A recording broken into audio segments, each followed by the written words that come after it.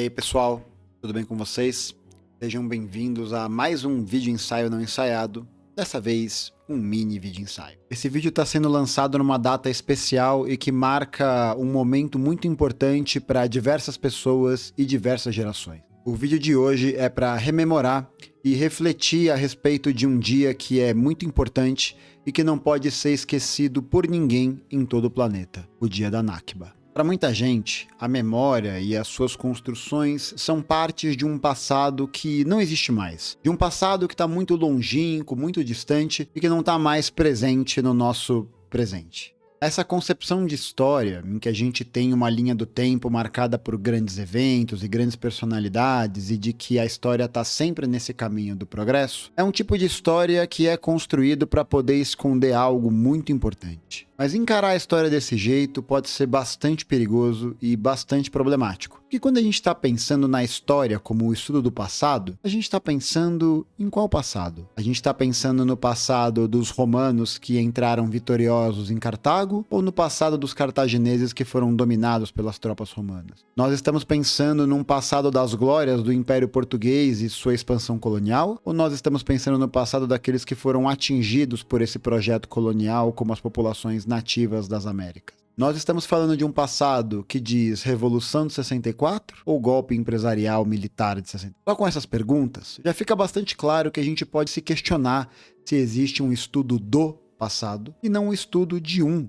passado. Isso não quer dizer pensar que o passado as coisas não aconteceram, né? Em um sentido que muitas vezes vai até produzir um certo tipo de negacionismo histórico, como o fato de que, por exemplo, os portugueses no seu processo de escravização não foram tão ruins assim, ou de que o Holocausto nunca aconteceu, e de outras formas de negação desses eventos que se constituem nada mais, nada menos como teorias furadas e que não tem nenhum tipo de substância no campo da ciência. O que é fundamental a gente entender é que o passado, apesar de ter passado, não é um tempo inerte e um tempo vazio. É um tempo que se mostra presente dentro do nosso presente. Afinal de contas, articular historicamente o passado não significa conhecê-lo como de fato ele foi. Essa frase é do Walter Benjamin, e que eu acho que tem reflexões muito interessantes para poder ajudar a gente a entender esse processo. Quando a gente está falando de articular historicamente o passado, é sempre importante que a gente faça essa reflexão de qual é o passado que nós estamos tentando articular historicamente. Porque acho que também não precisa de muito esforço para a gente chegar à conclusão de que quando a gente está tratando da história, a gente está tratando também da construção da memória. E a memória, assim como a história, é um desses objetos que está disponível num campo de batalha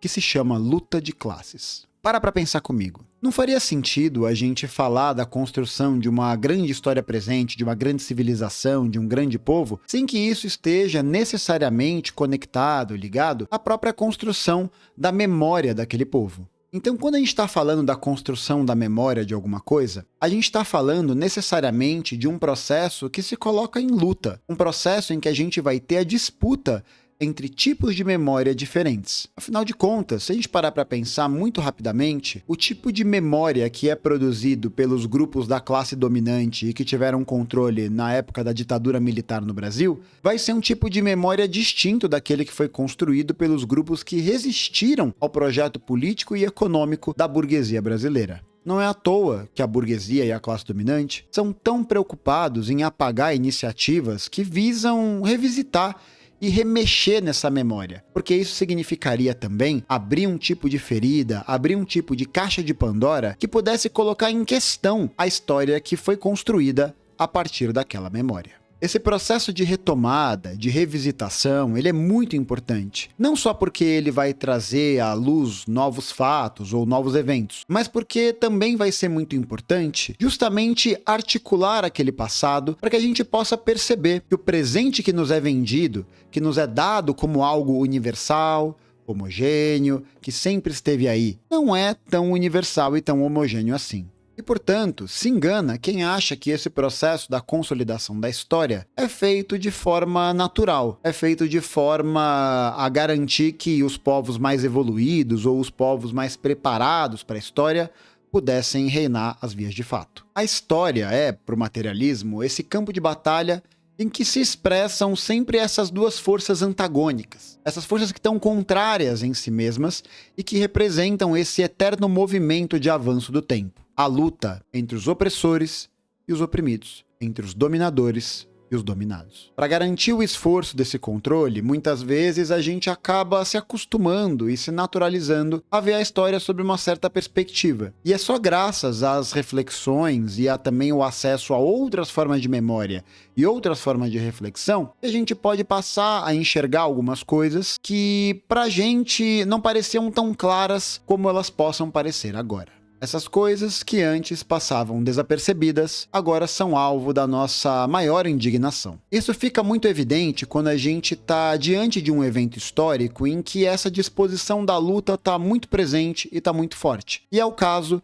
da guerra que Israel empreende contra os palestinos. A mídia hegemônica e os grandes veículos de comunicação da classe dominante vêm tentando produzir um tipo de história que coloque esses ataques sionistas como legítimos ou como partes de uma política importante e que deve ser tomada a cabo para levar a democracia para o Oriente Médio. Então a forma como as classes dominantes controlam os aparelhos de hegemonia e os aparelhos de comunicação são fundamentais para poder criar essa ideia e essa percepção de uma história que valha para todo mundo. Mas a guerra em Israel contra os palestinos fez com que esse tipo de ilusão caísse por terra, já que, por um lado, a gente via lá na Globo News, na Folha, no Estadão, toda aquela propaganda patrocinada pelas classes dominantes sionistas dos Estados Unidos e brasileiras serem contrapostas com o televisionamento e a transmissão de cenas terríveis da guerra. Cenas de bombardeios em hospitais, em escolas, do assassinato de civis e de muitas ações que Israel faz deliberadamente contra a população civil palestina. Vale lembrar também que a guerra já atingiu números muito expressivos nos danos causados aos palestinos em Gaza, principalmente. São mais de 35 mil mortos, 78 mil feridos, 14 mil crianças mortas e a destruição completa da estrutura da faixa de Gaza. Então, quando a mídia dominante tenta criar um pouco desse imaginário e tenta criar um pouco dessa impressão a respeito da guerra, se esconde todo o fato de que o presente que os palestinos estão vivendo nada mais é do que uma extensão do passado que lhes foi colocado como obrigação. Esse passado que é manifestado a partir da rememoração da Nakba. Nakba, em árabe, significa catástrofe, e foi a data que marcou o início da fundação do Estado de Israel. Essa data ela é muito importante porque ela é justamente esse marco temporal. Ela é esse momento da história que permite com que a gente possa relembrar e se solidarizar com toda a luta empreendida pelo povo palestino contra o colonialismo sionista e os seus apoiadores. Vale ressaltar que a Nakba palestina não começou exatamente em 1948, há 76 anos atrás. Ela começa muito antes. Ela começa a partir da configuração do colonialismo, a partir da configuração do sionismo, a partir das atuações do Império Britânico e da França naquela região. Ela atua sempre em favor e junto às políticas e projetos da classe dominante. E a rememoração da Nakba é algo absolutamente fundamental. Inclusive, eu estou gravando esse vídeo aqui no dia 15 de maio, porque é uma data muito importante a ser relembrada. Relembrada não só pelos danos físicos e materiais e políticos que foram causados aos palestinos pelo Estado de Israel. Porque a guerra, diferentemente do que muita gente vai imaginar, não é uma guerra só utilizando armas, aviões e tanques, mas é uma guerra também pelo controle da narrativa, pelo controle do passado. E quem domina o presente é aquele que escreve o passado.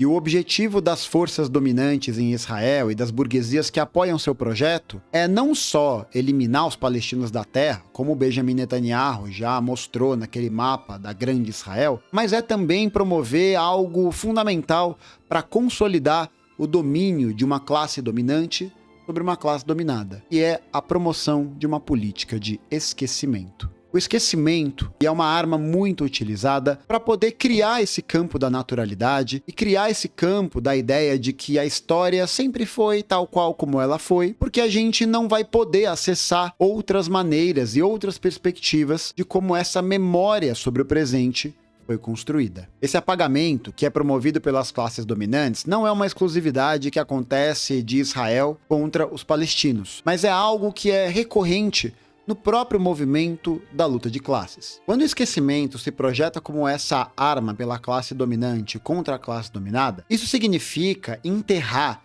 significa colocar debaixo do tapete qualquer outra perspectiva de uma história que não corresponda aos interesses da classe dominante. Não é à toa que esse tipo de apagamento acontece, por exemplo, quando a gente olha para a construção da cidade de São Paulo, que tem nos seus principais pontos turísticos muitas homenagens aos bandeirantes, aos grandes desbravadores do Brasil, para que se faça justamente a construção de uma memória, de uma ideia de história que não leve em consideração, por exemplo, qual foi o papel dos bandeirantes com relação à escravização dos indígenas, ao comércio de africanos escravizados e a um processo de exploração do território que contou com a dominação de certos setores da sociedade. O esquecimento serve justamente para poder apagar e apaziguar aquilo que esses liberais e essas galeras que estão defendendo esse tipo de perspectiva, que é o fato de que a história é um campo de conflito. E ela é um campo de conflito não porque eu acho que ela é um campo de conflito. Ela é um campo de conflito porque a forma de como a gente chegou até esse presente nesse momento foi construído sempre a partir do embate, sempre a partir da confrontação de uma classe dominante contra uma classe dominada, uma classe detentora das propriedades e uma classe que não detém essas propriedades, que vão mudar de nome, vão ter mudanças ao longo da história, mas que vão sempre atravessar justamente esse ponto de se constituírem no tempo e espaço, no tempo da vida humana, como uma luta entre exploradores e explorados, patrícios e plebeus, senhores feudais e servos, burguesia e proletariado, israelenses e palestinos. Rememorar o dia da Nakba, portanto, se torna uma tarefa fundamental, porque rememorar a Nakba e rememorar, estou tratando aqui de um ato político, não só de lembrar dos fatos e eventos, como se a gente estivesse consultando um manual de história ou escolhendo citações a dedo para poder fazer jus ao nosso discurso. Rememorar, trazer do passado para o presente, significa entender que as memórias que são produzidas naquele passado remetem a uma atualidade no presente. Uma atualidade que não é a mesma coisa que presentificação. Não é a mesma coisa de achar que o que acontecia na Palestina em 1948 são exatamente as mesmas coisas que acontecem hoje, apesar da gente ter bastante similaridade nesses eventos. Essa atualidade do passado no presente nos permite observar o quanto o presente está vivo e o quanto o presente está entre nós, caminhando como fantasmas perdidos procurando algum lugar para poder descansar. Rememorar a Nakba também pode ser um exercício para nós, brasileiros, que estamos vivendo há muito tempo sob esse mesmo pacto nacional do esquecimento e que nos acomete sob diversas formas e em diversos momentos, como por exemplo no silenciamento em relação aos crimes cometidos por agentes do Estado na ditadura militar, com relação ao esquecimento promovido pelas ações de grandes investidores que fraudaram mais de 40 bilhões de reais e que vão passar impunes, com relação ao esquecimento que é promovido contra as famílias e os familiares das vítimas de operações policiais, de operações de privatização, dos atingidos por barragem, dos camponeses mortos na luta contra o latifúndio, e em todas as dimensões da vida e da história brasileira que é remediada pela luta de classes, pelo eterno conflito entre o explorador e o explorado. A rememoração é uma tarefa fundamental.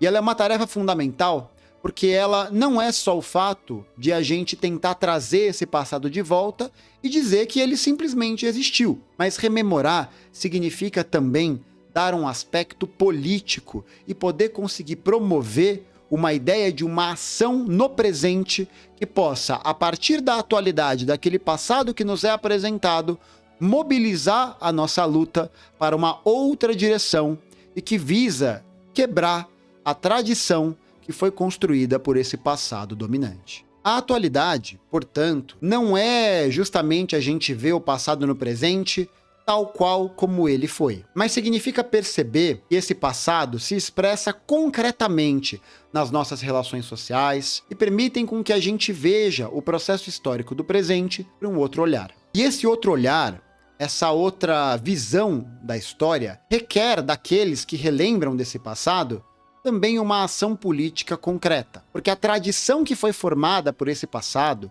a tradição que foi formada a partir da hegemonia dessas ideias, é uma tradição que só pode ser quebrada no presente, que só pode ser superada quando a gente conseguir puxar o freio de mão de emergência dessa história que está passando incessantemente em direção a um progresso que nos leva até o abismo. Nesse dia 15 de maio, nesses 76 anos da Nakba, é fundamental que a gente possa exercer a nossa memória para poder se solidarizar e também para poder encarar a luta do povo palestino como uma luta atual e uma luta que também diz respeito às lutas que acontecem no Brasil. Porque olhar para esse passado sob essa perspectiva nos dá a possibilidade de perceber que mobilizar a memória e mobilizar nossos esforços é algo fundamental e urgente do nosso tempo, para que essa memória não se torne meramente um passeio dentro de um museu, de um jardim, aonde a gente pode observar de maneira passiva a história de todos os povos oprimidos. Isso significa não só lembrar de Israel como um Estado que está perpetuando um tipo de regime, um tipo de tratamento semelhante ao que os nazistas colocaram os povos judeus, ciganos, comunistas e tal, durante a sua época. Significa também produzir necessariamente uma ação concreta, uma ação que vise romper com esse contínuo. Significa a necessidade de defender o rompimento das relações diplomáticas do Brasil com Israel, o rompimento das suas relações econômicas, o rompimento das suas relações acadêmicas e o boicote internacional a todas as empresas israelenses que, graças a essa mecânica do funcionamento do capitalismo, continuam perpetuando o genocídio do povo palestino patrocinado por seus parceiros e aliados. As armas que matam em Israel são as mesmas armas que matam jovens no Brasil. E rememorar as vítimas do genocídio sionista contra os palestinos significa também rememorar os vitimados do genocídio promovido pelo capitalismo brasileiro. E a rememoração é uma das nossas primeiras armas para poder retirar da tradição esse conformismo que tanto nos afeta, que tanto nos silencia e que tanto nos faz achar que devemos esquecer. Mas assim como os palestinos não esqueceram a Nakba, nós também não esqueceremos. Viva a luta do povo palestino. Do rio ao mar, Palestina livre. Hoje e sempre.